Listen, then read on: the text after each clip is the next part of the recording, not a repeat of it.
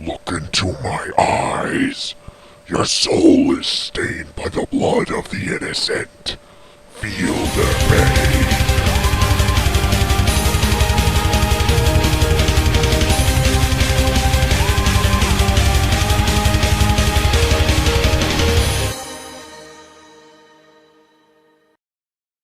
This issue begins with a group of white gang members attacking a black family and blaming them for children disappearing in the neighborhood.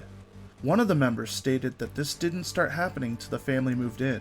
Now the father in the family is stating that it isn't only white children who are disappearing. And after making the logical argument, the gang member responded with the most eloquent and intelligent of responses. Shut up.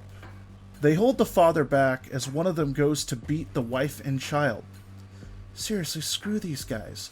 Suddenly, we hear an engine roaring in the background. It's my favorite flamehead, come to kick these bastards' asses. He scares the crap out of them and drags one away while the rest scatter. He comes back for one of the others, dragging them away one by one. With only one left, the last member starts freaking out, desperate to get away. The rider appears right in front of him, taunting him. It's time for you to join your friends. He tries to run. Ghosty jumps his bike right in front of him. It's useless, boy. Vengeance cannot so easily be denied. Deny this!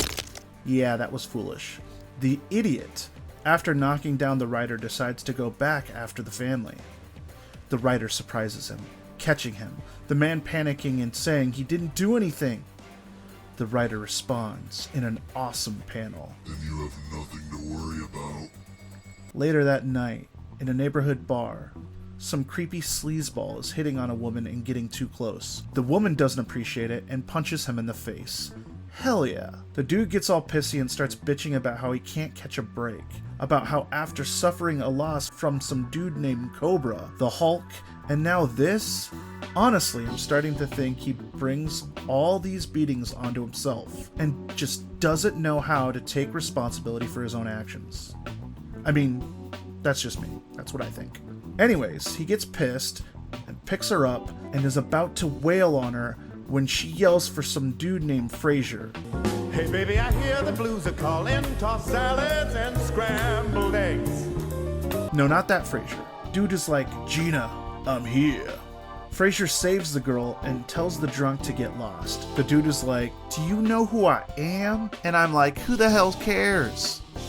I might be projecting a little bit there as I don't give a crap myself. He says his name is Dr. Calvin Szabo and says they should all consider themselves lucky he doesn't kick their asses. Frazier is like, whatever, and throws the dude out on his ass. Frazier is my hero. He starts whining to himself that if it wasn't for his head injury, he would have transformed into Mr. Hyde.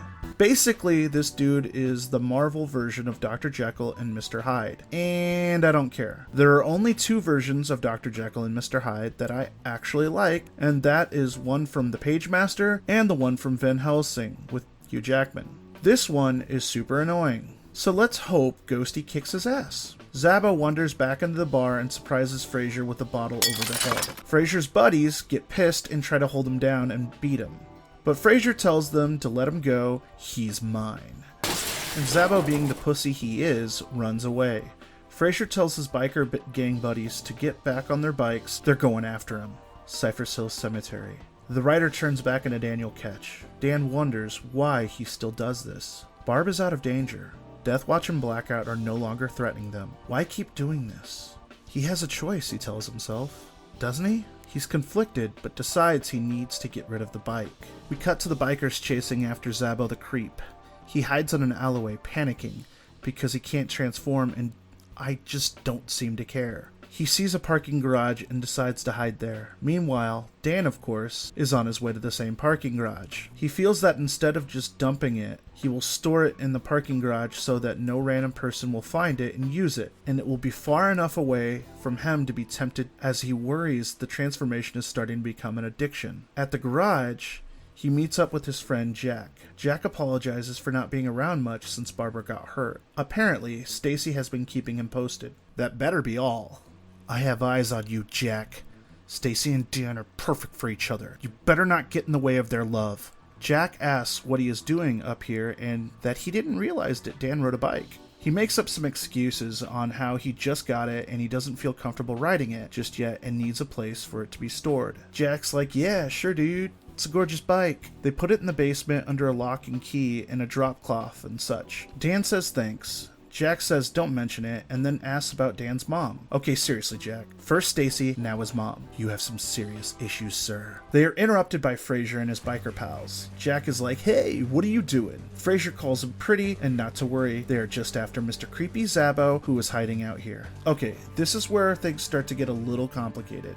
See, I was rooting for Frasier and his gang, because frankly, Zabo is a creep, and he sucks. But when they start attacking innocents like Jack, I mean, he may be a little bit of a perv, and I understand that some of this might be me projecting. Still, attacking him unprovoked is wrong. Surprisingly, we see Jack can handle himself pretty well. Well, kinda well, in a fight. Okay, never mind. They threaten Dan, he shrivels up, and they lock him in with Jack as they search for Creep. And funnily enough, the first thing on Dan's mind is, I need the bike. They spread out looking for Creeper.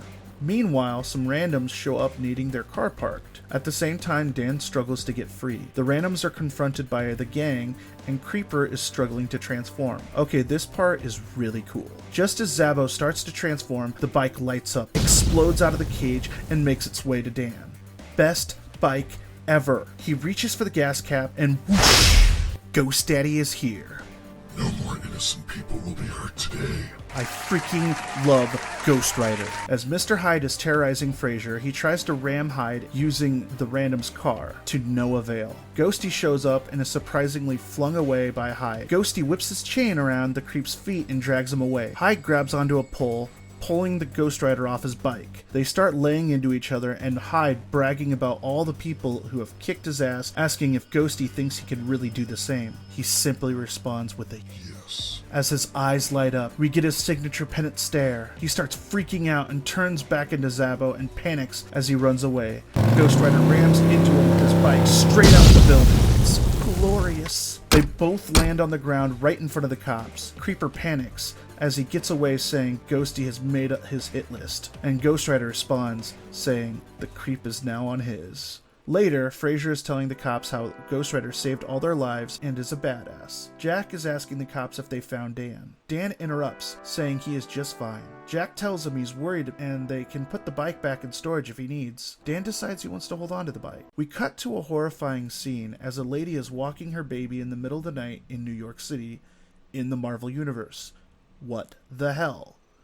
Who would do such a thing? She explains there's a semi-decent reason, as she has to get Grandma her medicine. Okay, I see. Pull the Grandma card.